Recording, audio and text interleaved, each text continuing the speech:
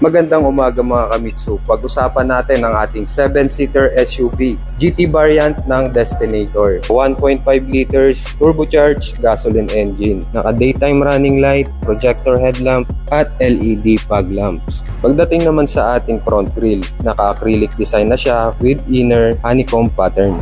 Turning signals, 360 camera, sensor of forward collision mitigation, 18 inches two-tone mag wheels, keyless operating system. Pagdating sa driver side, makikita natin naka-leather na rin siya, window and door center lock, adjustment of side mirror, leather seat na rin ang ating GT variant. Meron na rin itong heat guard para kahit nasa parking po kayo na may araw, nalilesen po yung init ng kanyang upuan. Power adjustment na rin ang ating upuan. Pagdating naman sa ating steering wheel, naka 3-spoke leather wrap na siya, piano black finish, and nandito na rin ang ating cruise control, voice command, and audio control. Adjustment naman ng ating steering wheel is pwede siyang tilt or telescopic. Aircon vent, syempre Yamaha speaker ang ating GT variant. 8 inches na rin ang ating digital meter cluster. 12.3 naman ang ating LCD. Naka Nano X na rin ang AC ng ating GT variant. Napipilter niya ang virus at odor ng ating sasakyan. Meron na rin GPS ang ating GT variant.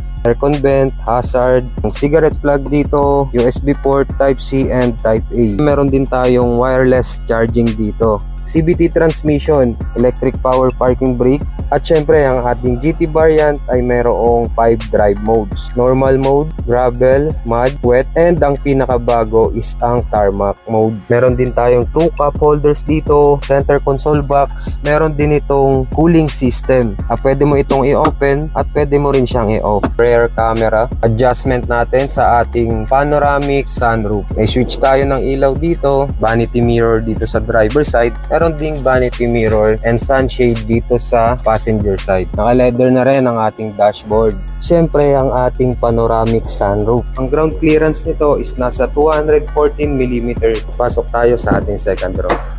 Meron tayong food tray dito sa likod, charging port, Type-C and Type-A, and digital control ng ating aircon. Dalawang aircon vent dito sa second row. Meron din tayong armrest, 2 cup holders. Sa third row naman, meron tayong aircon vent dito sa likod. USB charging port.